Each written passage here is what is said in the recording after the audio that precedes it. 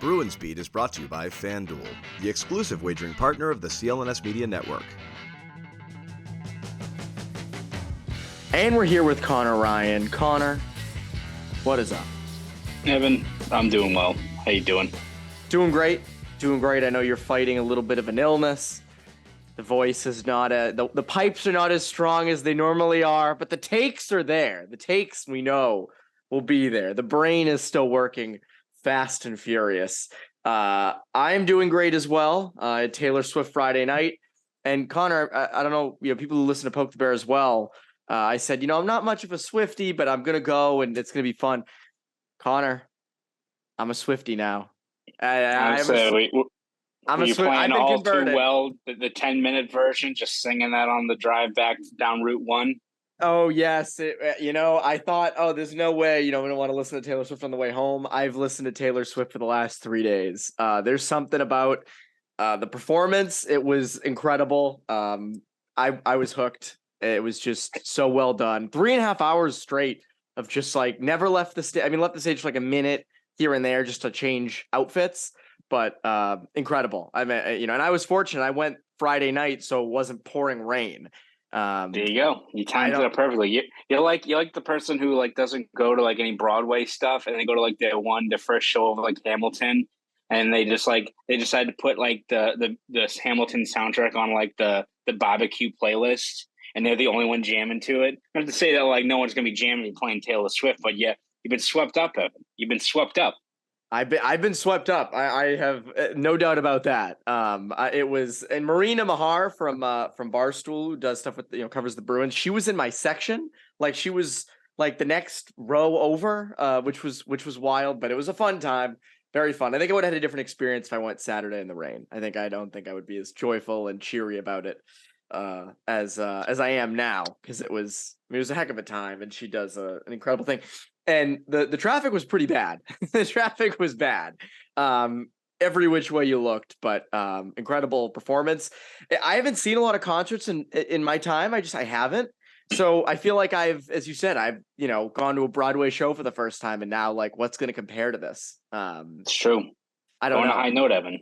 Yeah, I got to just go out. Like George Costanza, go out on a high note. So incredible performance. Swiftie Evan is here, but there's still hockey being played. I was at the Mass Hockey Festival all weekend, which was fun. Second straight weekend. We're not going to talk about that on here, but that was fun. That was the only hockey I'm really invested in right now with the Bruins out of the playoffs. But there are still 4 teams competing for the Stanley Cup. You got Vegas and Dallas, and you have Florida and Carolina. Florida and Carolina have basically played 3 games at this point. I know you're listening to this Tuesday, so technically 4 games because they played 4 overtimes in game 1. And the thing I keep seeing on Twitter, Conor, is this is bad for the game. This is bad for the NHL. And from the salary cap perspective, 100%. Yeah, it's not, this isn't New York, Boston, Toronto. There are no big markets left. I don't know if you'd call Vegas a big market yet. I don't think it classifies as that quite yet. But I got to be honest, Conor, it's an interesting product.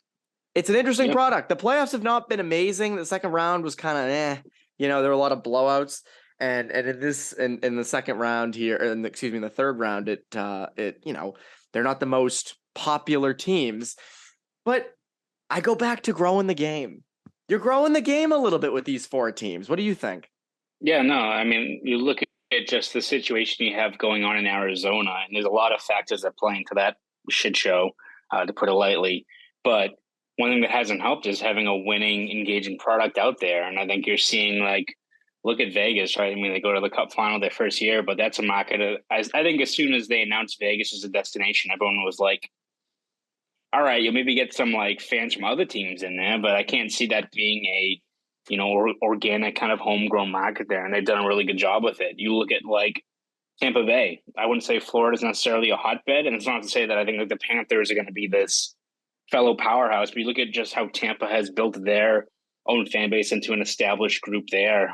They're considered a pretty prestigious team for what they've done over the last 2 decades, right? I think that team and organization deserve a lot of respect for what they've done. It's got to start somewhere, right? Like, you can't have it be the same old guard for every single playoff. And again, of course, would the NHL have liked the Bruins and the Rangers and all these other teams in there? Yeah, of course. Would they have liked a couple of Canadian teams in there? I'm sure. Well, maybe don't shit the bed then. Like at the end of the day, it's like you can bemoan all these circumstances, but you're gonna hop on the fact that yes, maybe Florida's not necessarily a hotbed of hockey fandom, but I don't know. Watch how they play on the ice. Tell me who, do they not deserve to be there for what they've done so far, right? Do the Golden Knights, who have like their fourth and fifth string goalies, they not deserve to be here? Just because maybe they're not in a traditional hockey market. Does Winnipeg deserve it? Even though that seems like a complete clown show up there, but because they're up in Canada, they get warranted. So, yeah, is it great in terms of maybe the end result and the final, integers you put on the season in terms of the salary and what have you?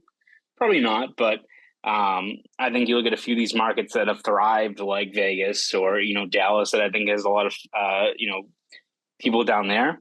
It's good to see a few of these markets make do of what they've had and made the most of this situation. So, and again, it comes down to the players on the ice, and regardless of where these guys are, they've all, I think, done more than enough to prove that they deserve to be part of this Final Four. Yeah, they deserve it. I mean, you look at a team like Florida, who's just on a roll. An incredible roll they're on. There's no reason for them not to be there. There isn't. There isn't. And I know Bruins fans obviously wish the Bruins beat the Panthers, but they didn't. The Bruins didn't. And you look at the way the Panthers just kind of steamrolled the Leafs, and now they're sneaking out wins against Carolina. And if you do get this Florida Vegas Stanley Cup, I'm for it. Like, I'm all for it. A different matchup, something different.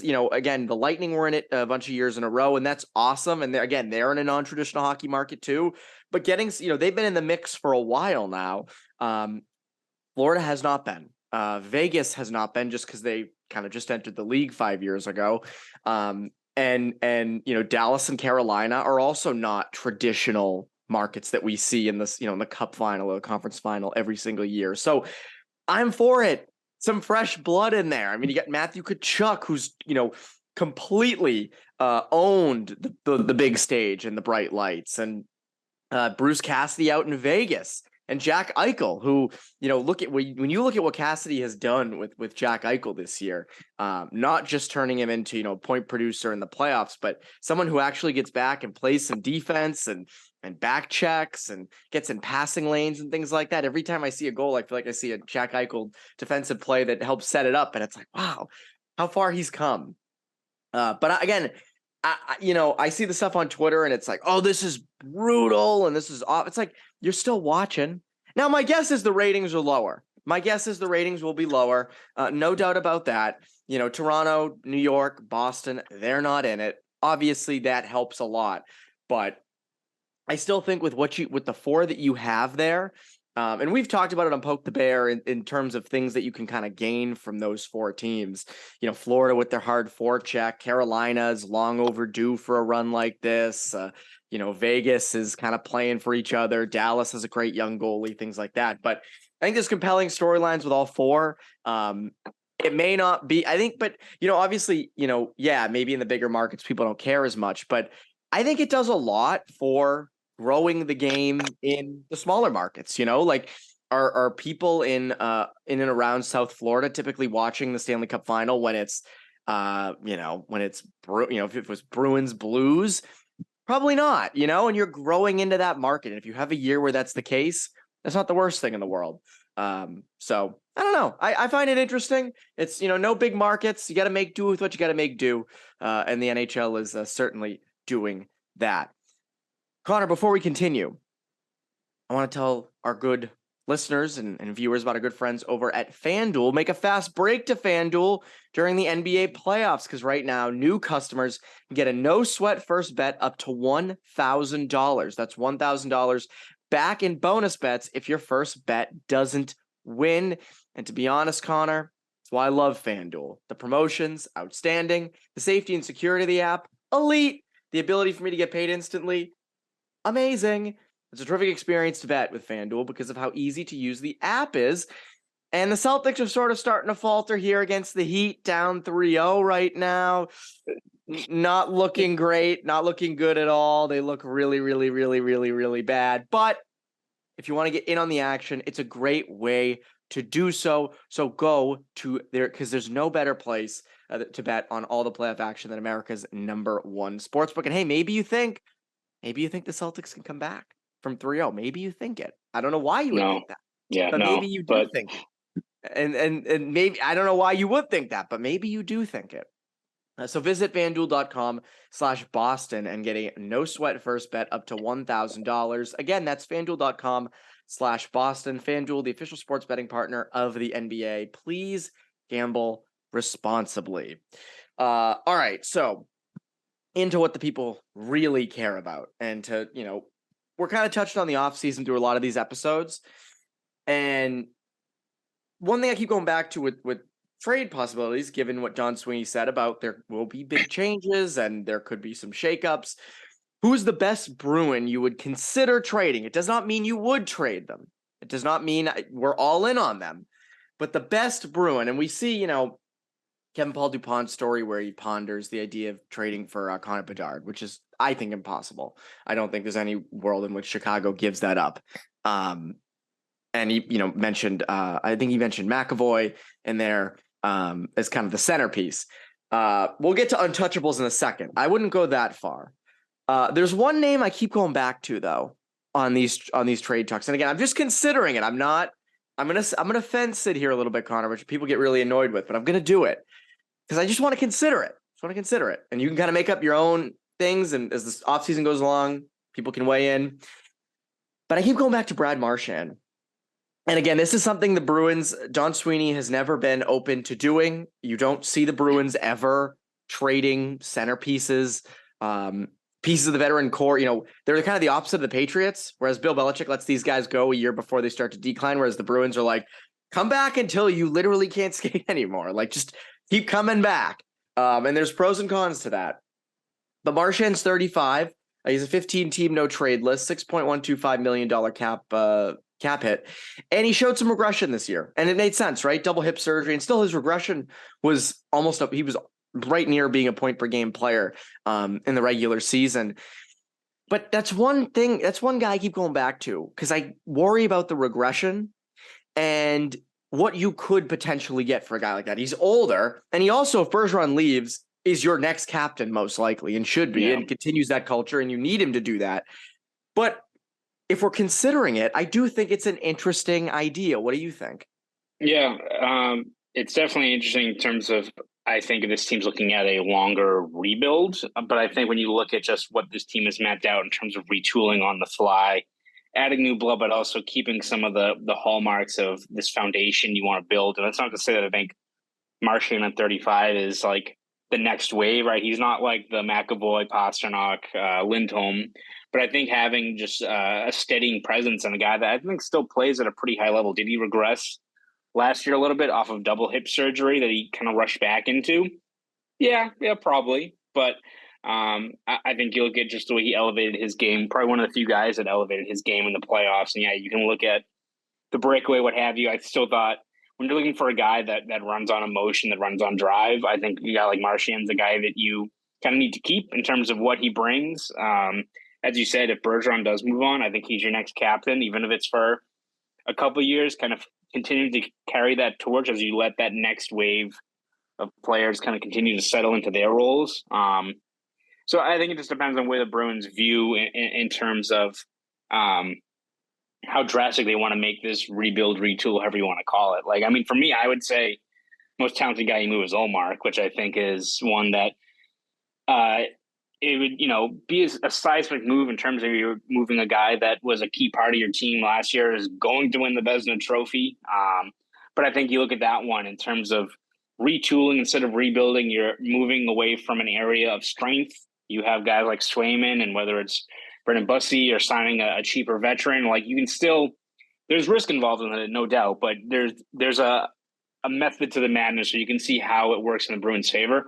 Moving Marchand, depending on what you get, right? But for a guy like him, for what he brings at 35, with that contract that I think, barring severe injury, he's going to give you 75, 85 points, still be kind of that guy that's accountable, a good guy in the room. holds people to a higher standard, I think there's still value in that. It's kind of the same as like a guy like DeBrusque, where maybe you want to move him just because you're trying to get a big piece back, or maybe you're worried about what his next contract is. But in terms of production plus what his contract is this year, if you're trying to just kind of retool on the fly, you don't really move a guy like DeBrusque who can give you 30 goals at under $5 million unless you see another really appealing offer out there. So is Marchand going to be off limits? Probably not, but I just don't see it being a feasible thing for what this Bruins team is mapping out in terms of retooling instead of rebuilding. Oh, there's no way they do it. Like it's not, again, as I said, it's not a move they would ever make. But I just find it interesting what you would potentially get for him. And you're right. I mean, again, I think there is a part of me that worries that the regression continues. And if he's without Bergeron in the middle, who is his center? How much does that impact his offensive production? And you do have guys on the wing. I mean, Taylor Hall's another one that a top Bruin you would consider trading. Does Bertuzzi get brought back? I don't know. You do have Pastrnak. You have Lysell, who's developing all right. But yeah, I mean, losing him, you would lose a large chunk of offensive production for a very good price, no doubt. Now, if they were to say, hey, you know what, let's kind of do what they did in like 2014, 15-ish, when they dealt Lucic and Dougie Hamilton, which were bold moves at the time. I mean, those were fairly bold moves. You got a first-round pick back for Lucic. We're not going to talk about was that for the 13th pick or the 15th? I forget. 13th, I want to say. I may have been. Believe that's right, but you're going to be a couple of picks off regardless of how you do it, right? Yeah, but so my point is that you got worse in the short term with that because you were kind of doing a on the fly rebuild / retool, and it actually ended up working out. That the pick be damned. It ended up working out well for you. So if that's the route that they're going to take going forward, which I don't think they are, again, you're right. You have a younger core of good players. You wouldn't really want to do that right now, and trading Marchand would kind of enhance that. I still think if you really did want to boost your prospect pool or get draft capital, you'd have to think there are teams lining up to get him. If you were to do it, again, it's not ideal and you don't want to do that. But if you really felt the pull, again, he's 35 coming off double hip surgery last year. I don't know if he gets you a high first. Again, that's hard to get into of what guys are worth. No one really knows, but Marchand's an interesting one. We've discussed Olmark before, so I don't want to go. I don't want to rehash too much of that because it'll be interesting to see what happens with that this offseason. But Taylor Hall is sort of the more realistic trade option, the more popular trade option.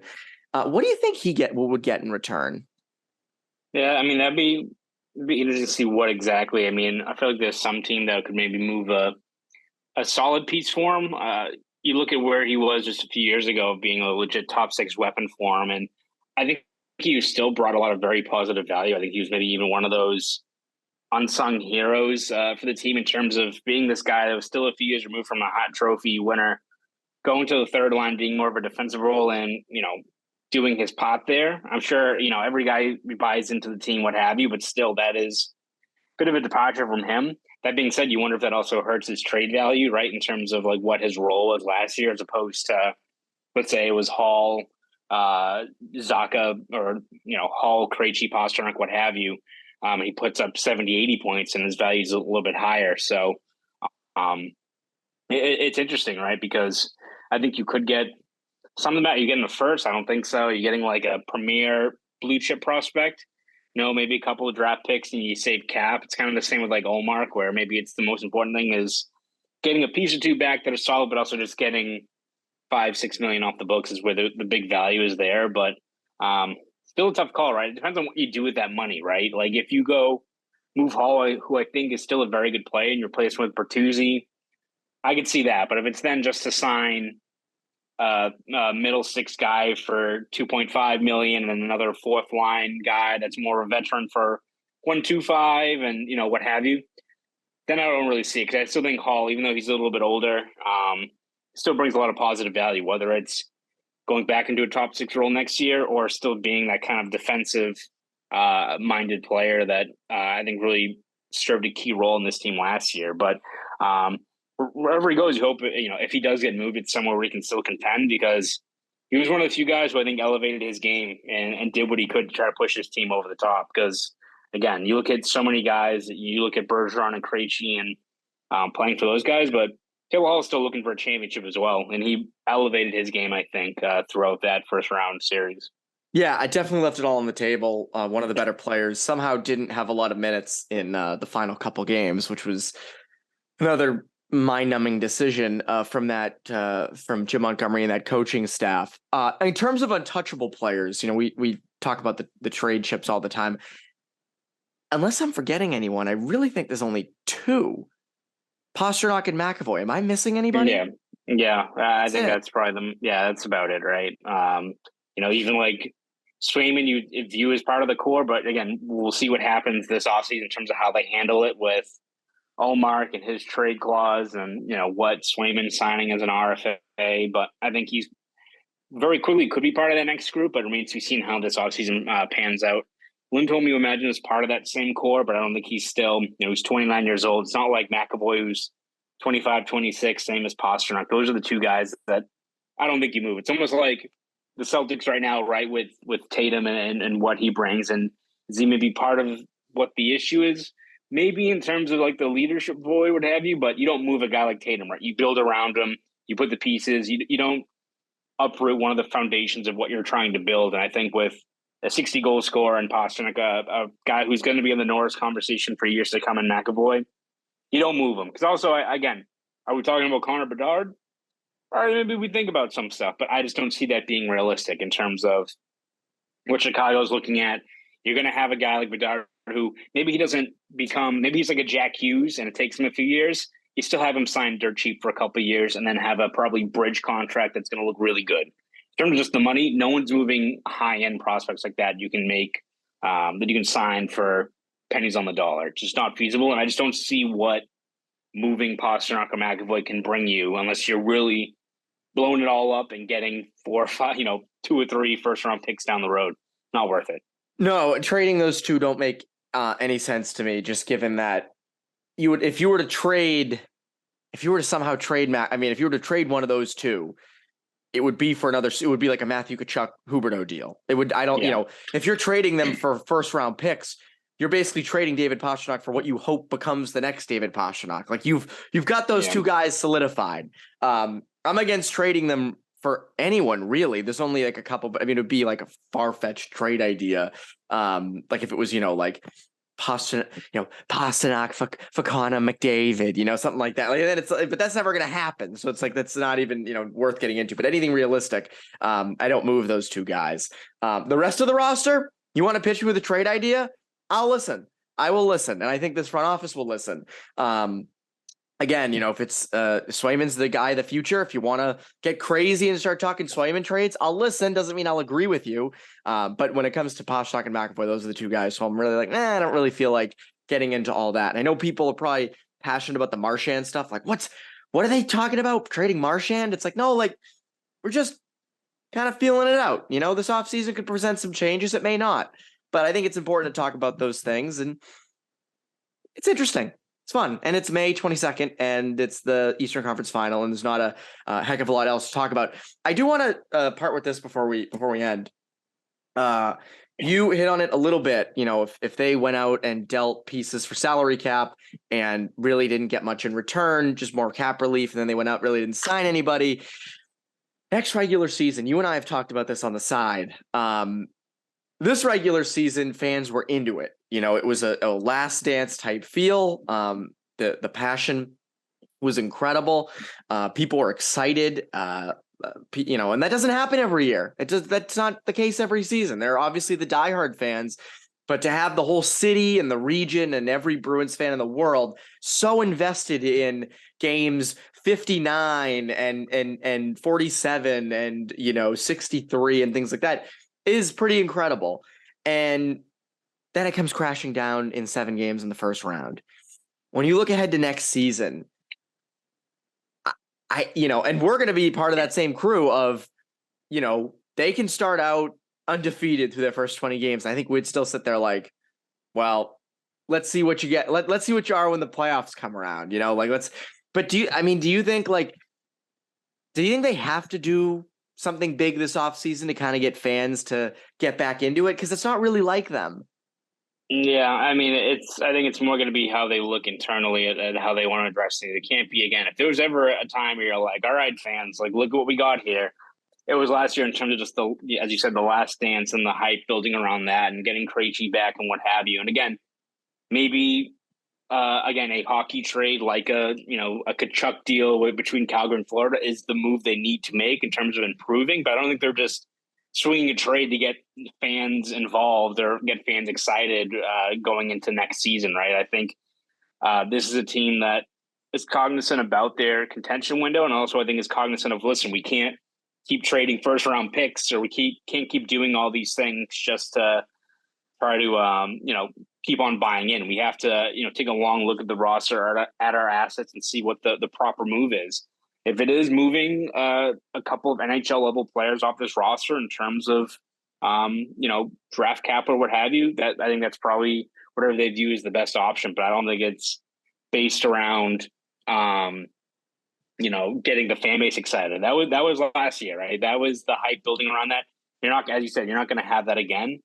Quickest way to win it back is to go further in the playoffs and not have a crushing result like that. And again, you're probably going to have a lot of skepticism next year. This team could start off 9-1-1, Evan, and I'm sure we'll talk about in November and be surprised by a few guys pulling on the rope and playing at a high level, and it's a good sign. But I think that level of skepticism is going to be creeping back here, right? That's what that was one of the sins of this past season, right? Is I think whatever happens, you're going to have that, yeah, but part of it beyond all of it, right? And that's just the way it is.